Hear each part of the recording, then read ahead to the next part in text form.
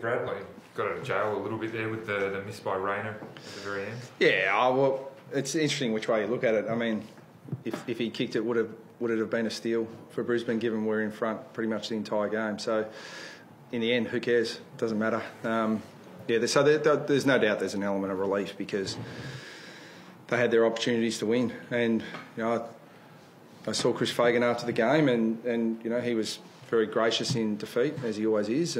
But soon I expect he'll be humble in victory because, I said to him they've done a great job and, they've got a lot of players who have shown capability, but they're now just good players and Brisbane are now just a good team.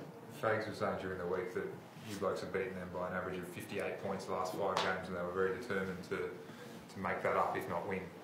They certainly did that today. Yeah. We were under no illusions coming up here with the sort of footy Brisbane have been playing that it'd be a real challenge for us, and they didn't disappoint. We had playing in Hobart. I assure you, it wasn't 26 degrees in Hobart last week, and then 6-day break and on the road and 2-10 game up here. I might give some input because I reckon I know Queensland weather pretty well. And we played in Cairns in March, and we played a day game at the Gabba in August. So, not a good idea, I reckon. Like in terms of weather, it's fair. You can make a fair prediction as to what the weather's going to be like. But I mean, that was just the challenge that faced us, and it was exactly the same for Brisbane. So, to win and play some good footy against good opposition was pleasing.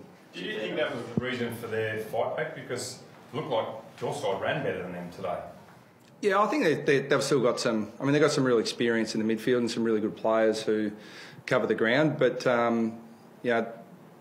the youth, it takes time to build the resilience. And even if you are an elite runner, AFL footy is a taxing game and it's a physical game. So I've seen lots of examples of young players who have got great endurance, but they're more cooked in the last quarter than some older runners who maybe can't run as well. So that'll come for them, and I've certainly been there. I've been there when we've been, very young, and we're certainly trying to blood a lot of young players at the moment. But when you've been there and you see them come through, you know that you get there eventually. Dumont today, just with Higgins out, someone was probably going to have to become your primary midfield mover, and especially I think the second quarter was enormous. Yeah, he had a massive second quarter. He's become a really, really important player for us. Drafted as an inside midfielder, and when we probably had some players who were similar to him in that position, and he's just embraced playing other roles for us this year, and he's a pleasure to coach because I always say you can tell a player to do something, it doesn't necessarily mean they'll do it.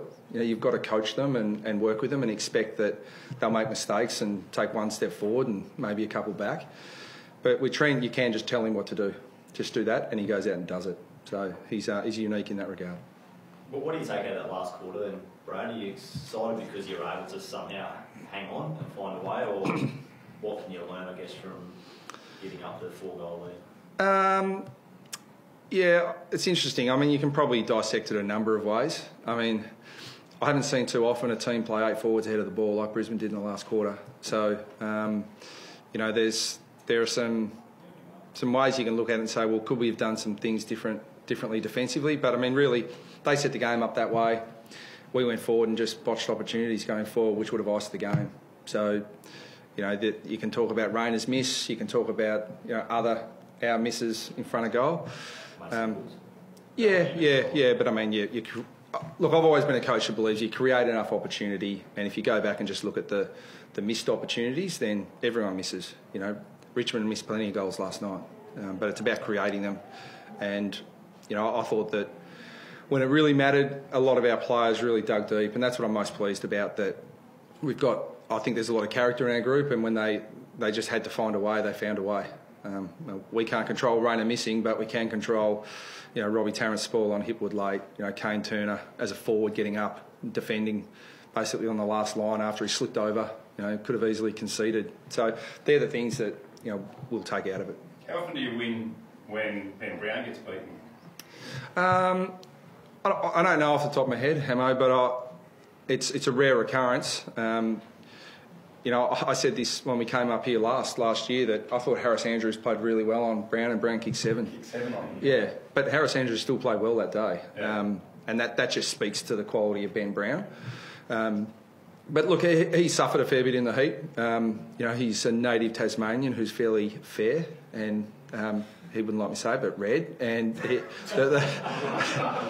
he just said, I couldn't. One thing's for sure, I'm never going to get traded to Brisbane because I can't play in those conditions on a regular basis. But he's clearly our number one target inside 50, and we've been working all year on trying to create alternative options.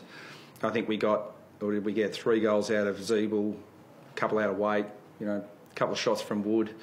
Will Walker came in. So we've been working on trying to create different avenues to goal if and when that happens, because Harris Andrews did a great job today, but other teams will double team Brown and sometimes triple team him. So we need to find ways to take advantage of that opportunity that it presents.